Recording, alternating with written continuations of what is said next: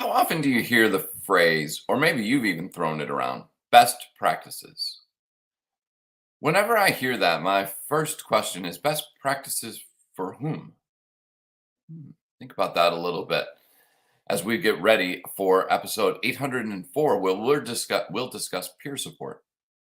It's not the answer, and more on this episode of today's Antidote. Stay tuned for today's Antidote, brought to you by the Renegade Success Network. Today's Antidote features a healthy dose of thought-provoking insights and information for business owners, entrepreneurs, leaders, and nonprofit professionals. Each day since March of 2020, this program has offered that one thing to help you continue on your own unique pathway to success. And now, Renegades, we bring you Bob Graham and Tom Brush. Good morning, Tom. Morning, Bob. How are you today? I'm okay. Your opening was a little garbled in spots, at least for me. Interesting. But I don't know what to say about that. Yeah, I tried to understand, but there was something to it. But could you really quickly go through it one more time? Because I think it's really important to understand that going into this, and I couldn't understand it from what I was able to hear. Sure. So the opening was, you've probably heard the phrase, and likely you've said it, best practices. And maybe you've shared that with someone. Here are some best practices. Well, every time I hear that phrase, the first thing that comes to mind is best practices for whom? Something to ponder a little bit. So we are going to discuss on episode 804, peer support. Why maybe it's not the answer, and more. How's that? That was really good. You should be in broadcasting. You've missed your calling. Well, that was the moment when this blind squirrel didn't find that nut. So I don't know what was going on. I have no idea, but now it seems so settled out. So that's a good thing. Good. All right. Well, go ahead, please. You're on a roll. I was just going to say good morning and welcome to everyone to today's Antidote, our daily broadcast and podcast, where each weekday morning, Bob and I have a conversation around a topic of the week. As I mentioned, this week's topic is peer support. And today we're going to dive deeper into why it's not the answer. We'll talk about that more in just a minute. And as we go through that conversation, if you have thoughts or ideas that you would like to share, please feel free to put them in the comments, because we know it'll add value to the show and to our listeners, because you'll offer maybe a new knowledge, experience, or different perspective that may be helpful, and likely will take the show in a different direction. We appreciate any comments that we get. And then at the conclusion of that conversation, Bob and I will each offer our one thing, our today's antidote, that thing that we hope will help you figure out how to take your next step along your own unique pathway to success. And of course, if you have a one thing to share, please feel free to put it in the comments. Even if you think, you know what, this is common, everybody knows this. Likely they have never heard it from your perspective or with your knowledge and experience. And so they may hear it differently and actually hear it truly for the first time. And that might make all the difference for them. So please feel free to share your thoughts and ideas. Before we dive into that conversation, though, each morning Bob and I share our celebrations. So, Bob, what are you celebrating today? You know me, Tom. What's my favorite thing in the whole wide world? Did you have another good customer service experience? I do, from a very unlikely source. So it's even more valuable. So I moved into the penthouse, and there was supposed to be a key to the mailbox in the building. No key. I've been having some trouble trying to figure out who can ascertain the key. The Postal Service doesn't deal with keys to mailboxes inside buildings. Once you go inside the building, it's no longer the Postal Service's issue. That's fine. Talk to the management company, the homeowners company. They didn't have a key. Trying to talk to the owner of the property before me, still trying to figure that out.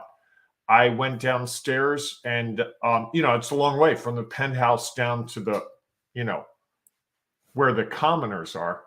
I'm joking. I'm being funny. It's comedic effect. Trust me. You're on what floor, Bob? The third. Okay. But it's a penthouse. Yes. So I go downstairs because I see the letter carrier outside, and I talk to her, introduce myself. She introduces herself, and I explain to her my situation. And she says, "Let me get your mail for you." And I said, "Oh, that's great." She said, "Until you figure it out, if you see me, just come down and I'll be happy to give you your mail. No problem." She didn't have to do that. She could have just left and done her job. She had a million people to go serve. She took a couple of minutes and tried to help me. And then she gave me a really good suggestion for how I could resolve the problem that doesn't skirt the rules, doesn't mess up anything. And it was like, wow, this is really great customer service. So Ronnie, U.S. Postal Service, Forest Hill Post Office, thank you. You might not have wanted to share that much information about who it was, because did she ask you for identification? She did. Okay. I was going to say. I had the paperwork for when I moved in, the title and all that, because I knew that it would have to be verified. Yeah. Okay. All right. Excellent. Yeah. She also asked me a couple of defining questions. The name of the person who lived here before me, and it wasn't, it was a pretty good effort. So if you're thinking you're going to, plus, I will tell you, Tom, when I was a reporter, mail fraud, mail theft, not the thing you want to do. It's harsh penalties. That federal offense, non-negotiable. Judges, yeah. If you put a stamp on it, you might as well put a ring on it, because it's going to carry a long way with you. Wow. Interesting. That's it. So that's my story for this morning. What do you think? Didn't see that one coming, did you? I did not. Although a customer service story, we're probably now to about 25% of the time it's a customer service story. And I'm sharing the positive ones. Well, that's the thing. Look at all the positive customer services. All we ever hear is about the horror stories. And part of why I do that, honestly, is I think as a small business owner, and the small business owners I service coach for, that's often an issue. Customer service tends to be an issue. So when I have good customer service, I like to point it out so that people can say, "Oh, wow, there is good customer service." I think that's a forgotten art that often is overlooked. And I am very acutely sensitive to it because of some of the work I've done with clients over the last couple of years. Customer service is hard. It's hard to be on all the time. And it does make a difference for the customer. True. No doubt. That's why. So what do you celebrate this morning? So I'm going to celebrate something that I forgot to celebrate yesterday, and I completely meant to. Oh, boy. Yesterday was one of our longtime, maybe one of our truly almost original listeners, Michael Kittner, who comments regularly. Yes. Yesterday was his birthday. Oh, so I wanted to remember that. And because we did our show a little bit later yesterday, I had been doing some other things and I completely forgot that I had seen that on Facebook early in the morning, and I just forgot to do it. So Michael, happy birthday. Hopefully you're listening. Hopefully this is one of the times you catch us, and that we appreciate all the thought that you put into the comments that you share.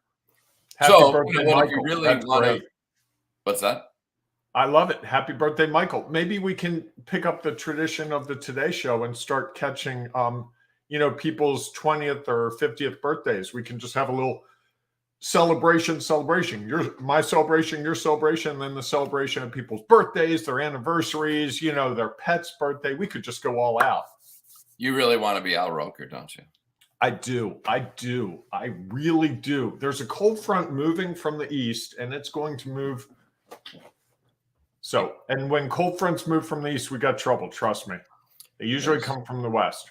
We got a couple comments early in the show, Tom. Ed says I'm only responsible for what I say and not how you interpret it. Agreed. And Michael says, "Hey, thanks, guys." And Ed says, 64 March 9th. I love it. Happy belated, Edward. Happy belated birthday. I love jumps right in on this. See, this could be big, Tom. Well, the way I was going to go was that, Michael comments a lot. Your sister does. comments a So lot. does We Ed. shared her birthday. And so, if you want your birthday to be recognized on this show that is broadcast everywhere and Everywhere. podcasted, that you could start commenting and we would likely recognize your birthday. There you go. Yeah, that I might love not it. be the answer that we were looking for. Who knows? We'll see. Oh, the sun's come to behind me, and now I'm in the dark again. Ugh. You and your lighting issues. Figure you moved to the penthouse that you would have lighting figured out. Not so working on it. Jeez, need some help with that. All right. Are you ready to dive into the topic today? I am. Aren't you? I am.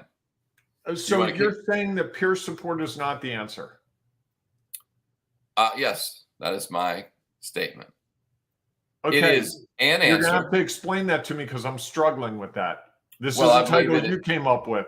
It's not the answer. I think so often we look at those around us, our peers, as that's the solution that we need. If I just take what they're doing and plugging into what I do, that's all the support I need, and then I can just run with it. And I think that has really become a common practice, is go out and grab what everybody else does and then try to do it. The challenge with that is that that works for them. And that's usually a best practice for them. Unless you have the exact same resources, which means money, time, knowledge, experience, perspective, all of those things, which isn't necessarily the same, and who you're trying to serve, it doesn't mean that it's going to work for you. And I think that becomes a very, it was amazing. I used to go to conferences and people would share like what they do, which makes sense. And everyone would say, oh yeah, this is their best practice. That's best practice. I'd be like, okay, well, I don't have their budget. I don't have their staff. I don't have the community that's as interested in them as they do. So is this really going to work for me? And I think we get wrapped up in what everyone else is doing because they're kind enough to share, and it is great that people are willing to share. Here are the things that work for us. And I think the challenge is that we try to take that verbatim rather than saying, based on what's real for me, what of those things can I pick and choose from? Or how could I modify what they have done to fit within my own situation? And I'll tell you that when I first started going to a lot of conferences, I was in fundraising for college athletics. And there are the haves and the have-nots in that industry.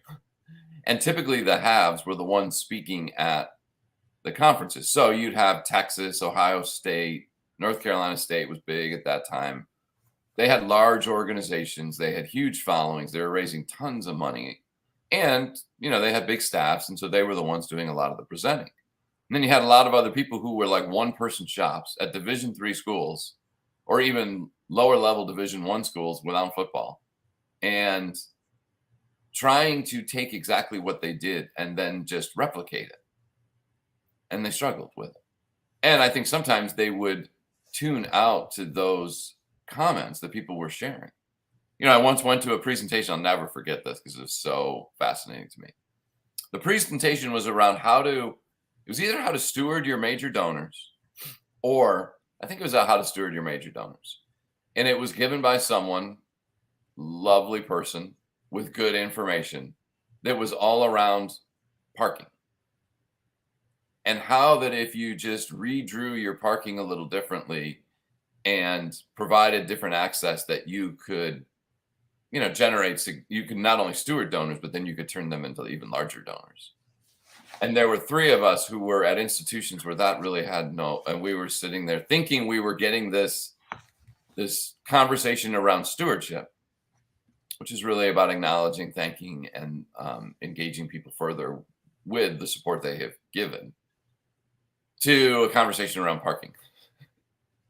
Now, at a larger school, that has significant value, and people are very particular about their interest in parking needs at those levels. Because if you can park closer or you can park closer to the exit, there are lots of benefits. Wasn't as valuable to the three of us sitting in the row who kept looking at each other like, interesting. Not sure I can take that back and implement that in my situation. So I think that's part of what happens. And I think that's why peer support in some regards is not the answer. It can possibly be a way to an answer for you. So let me see if I can summarize what you said. It sounds like what you're saying is that peer support is not the answer, which you've said several times. The inputs are valuable.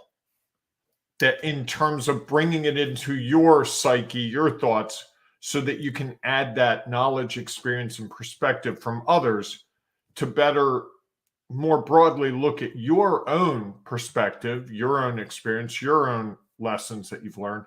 And then as a renegade, convert whatever that input is into whatever you choose it to be as an output without following it. This worked here, so it should work for me. And I think it's interesting because you and I both worked with someone in the Renegade Success Network that constantly has had this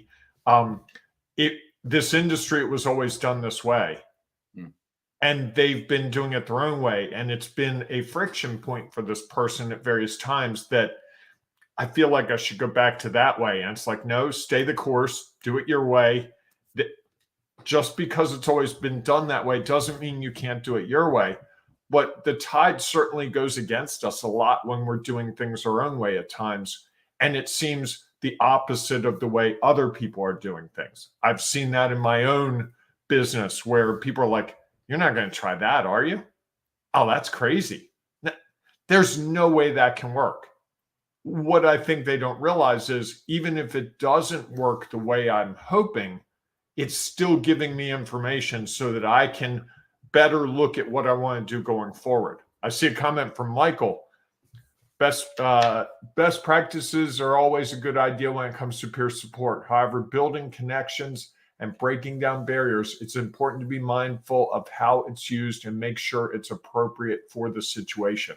And I think that's where the real stumbling point is. Often we think that everyone's situation is the same, but your situation is unique to you and my situation is unique to me. Just like your path cannot be my path. Even if you go down the same highway to get somewhere else, you're gonna hit the brake at different times than me. You're gonna get a red light when I get a green light. You're going to have to change lanes because someone got in front of you that's going real slow and I may not. There's very rarely the exact pathway. And that becomes the challenge, and I think that we often turn to peers for support, and that support can be a lot of different things. And yet they don't always completely understand the information. I shared that with an organization last week or 2 weeks ago where they wanted an answer. And I was like, well, I can't really give you an answer because I don't know all the details. I've spent a couple of hours looking into your organization and understanding what you do. I don't have all the years of knowledge, experience, and perspective that you have built up to be able to just come in and say, you need to do this. I can offer suggestions. I can say, hey, have you considered this? I can ask questions that help them better figure out or differently figure out what might be the next best course of action for them. And yet at the same time, it's different. You can ask your friends if you can ask your peers how they have done it and they can share that with you. I think where we sometimes misstep is we just take okay, great. Just give me it's funny. I hear this a lot of time in the nonprofit world. Does anyone have a really good solicitation letter I can use? Yeah. Okay. And if you just said, oh yeah, here it is. And somebody said, oh great, I'm just going to change the names and a little bit of information and send it out. And because that person the solicitation really letter for those of us who are not in nonprofit world, Tom, is the letter that you send out to people asking them to give you money, right? Correct. Okay. Just wanted to make sure we were on the same page. I don't live in that world much. I'm the recipient of those letters, which I laugh about. Likely because somebody took somebody else's letter and just redid it and changed a few facts and figures and then sent it. And I think that's the challenge. Now, again, it can be helpful when you look at, okay, what was their style? What was their balance of text to pictures? What was their, how did they sign it? How did they address it? Was it a When did letter they mail it? right, or was Right. it a flyer? What did the envelope look like? Like all of those things can add opportunities. Yet if you get somebody's really good one and you look at it and it was professionally done and printed in color, and then you go back and like, color's kind of expensive. My organization doesn't have those resources. I think we have to do this off of our own printer, not off of a professional printer. And you start to see where, while it has value, it's also different. And that's, I think, what, like when you ask people for advice, or you share information, as we used to do. We would have discussions around, here is a challenge I'm facing. What do you think? And sure, I could tell you what I did or what I would do. It doesn't necessarily mean that that's going to be the answer for you. Could be part of an answer for you. And so I think it's just this opportunity for us to really consider that we are unique. We have a unique pathway, and others will never fully understand our pathway like we do. And so it's hard for them to then just step in and be able to say, this is what you should do. I see Michael's got another comment. Tricky, yes. If you're looking for a second opinion or just need someone to bounce ideas off of, sometimes our friends can be a little too opinionated, and before you know it, you've got more advice than you know what to do with. Tricky. Yes, and with peers, and I think the other thing, Tom, that I see is so often we want someone else to tell us what works, what's going to work for us, so that we don't have to take responsibility if things don't go as planned. There's that fear that I'm going to mess this up. So if I use a solicitation letter from someone else, if I use someone else's email, if I use someone else's Facebook ad style and replicate it exactly, now if it goes wrong, I can point to that and say, well, I was just following what he or she did. It's not my fault. And I think part of being the renegade that I've had to really accept is the idea that I'm responsible, and that it's not the end of the world if something doesn't go as planned. And I think that's part that, otherwise, if you're going on your own unique pathway, you have to accept ownership that you're going on that pathway. And I think that at times is difficult for people, because that pathway can get rocky. That pathway can get slowed down at times. And it's all part of that learning experience that you need to go through. And I think we're always looking for the short answer.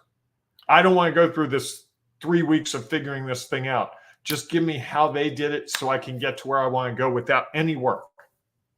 What are you smiling about? Just don't even.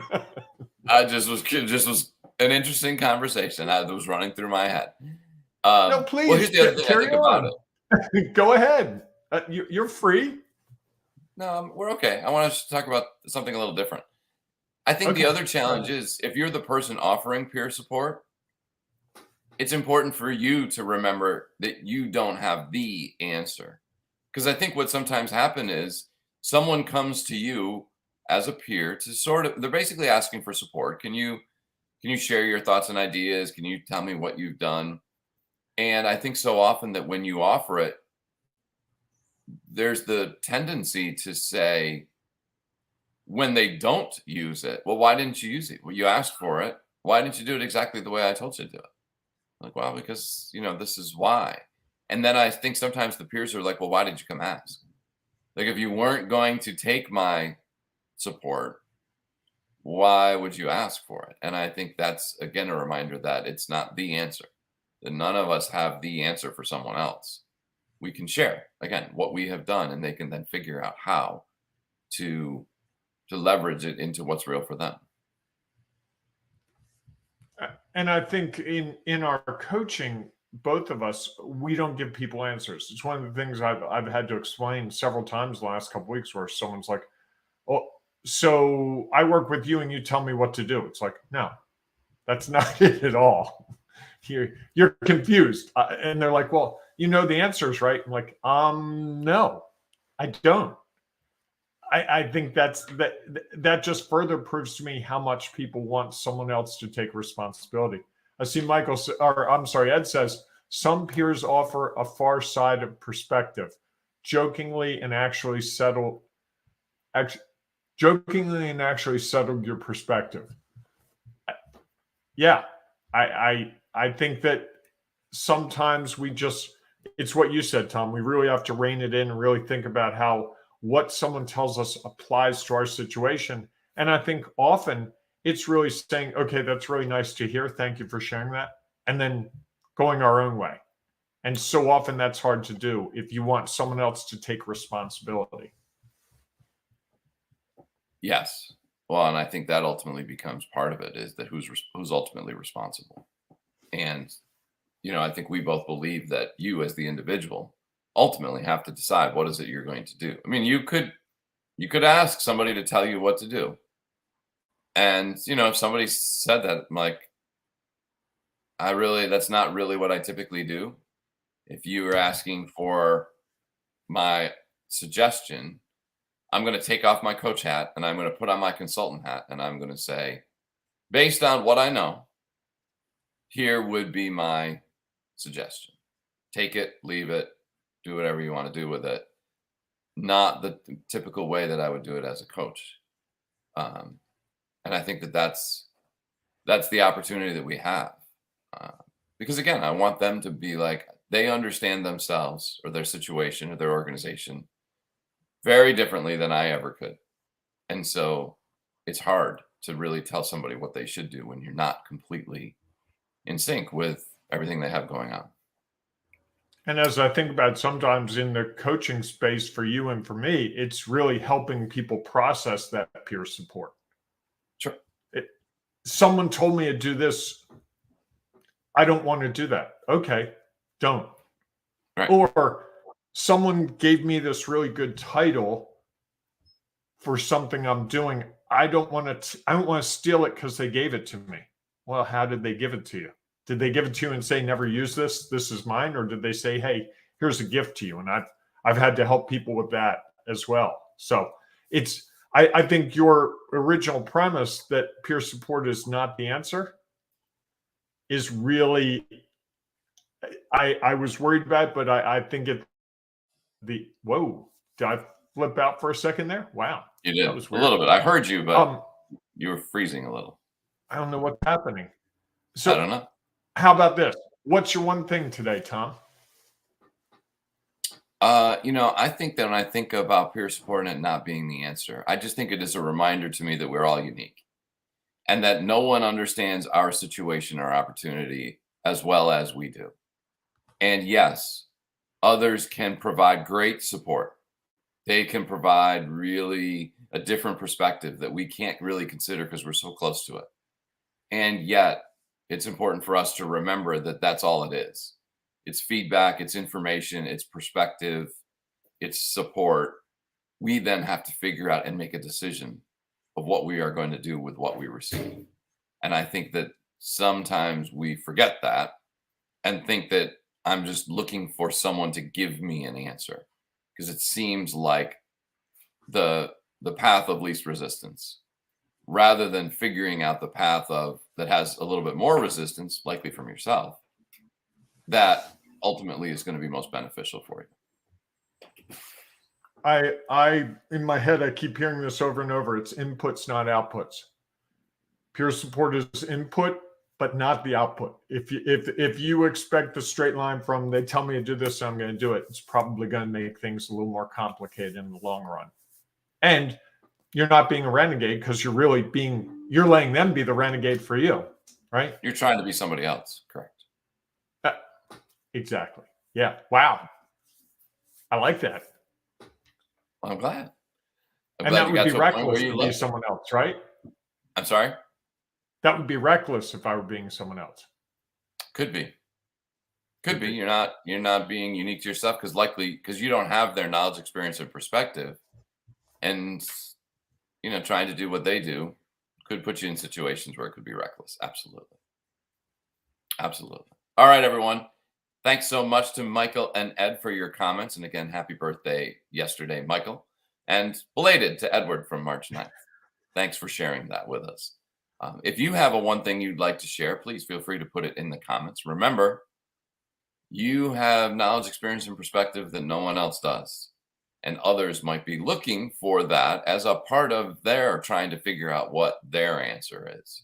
So please feel free to share your value. And if you're listening to the podcast, we know there's no opportunity to do that. And so please feel free to join us inside our Ring of Renegades Facebook group, where you can share your value there. And you might find some peers who can help you create your own unique path, your own unique answers to get to the goals and objectives that you desire. So we look forward to seeing you inside our Ring of Renegades Facebook group. If not, we'll see you tomorrow morning, 7 a.m. Eastern time, for our next episode of Today's Antidote. And Bob, do we let him in on a little secret? And I'm a little nervous. Go ahead. Tomorrow. Go ahead. Go ahead. I authorize it. So Bob's favorite shows of the week are always Fridays because they've been the discoveries of the week. And as you may have noticed the last 2 days, Bob and I have been playing with the titles a little bit different than we have done in the past. And so we are trying to work through what that title will be for tomorrow. That likely is not, although who knows, it could still be. You never know. Discoveries of the week. I'm nervous that if we change the title, Bob is going to, I don't know what's going to happen. I'm a little nervous about that. Could be wild. So you definitely want to tune in tomorrow. 1, to see what the title is. 2, to see how Bob reacts to that title. And 3, to see if the whole thing just blows up in our face, which is possible. Anyhow, we look forward to Episode 805 could be a big one. Correct. Poof. All right. Thanks so much for being with us today. Go out and enjoy your day. Hey, and embrace the renegading you. Take that knowledge, the experience, and perspectives and apply it how it works for you, because you're the renegade, baby. You're the renegade, baby. I like it. I threw a baby in there. Haven't had a baby in a while. Wow. All right, everyone. Enjoy your day. We'll see you soon. Thanks for listening to today's Antidote, powered by the Renegade Success Network. The Renegade Success Network helps you confidently create your own unique pathway to success. To learn more about the Renegade Success Network and how you can take your next step, follow us on Twitter, connect on LinkedIn, or join the Ring of Renegades Facebook group. For full details on how you can join our community, go to renegadesuccessnetwork.com. Embrace the renegade in you.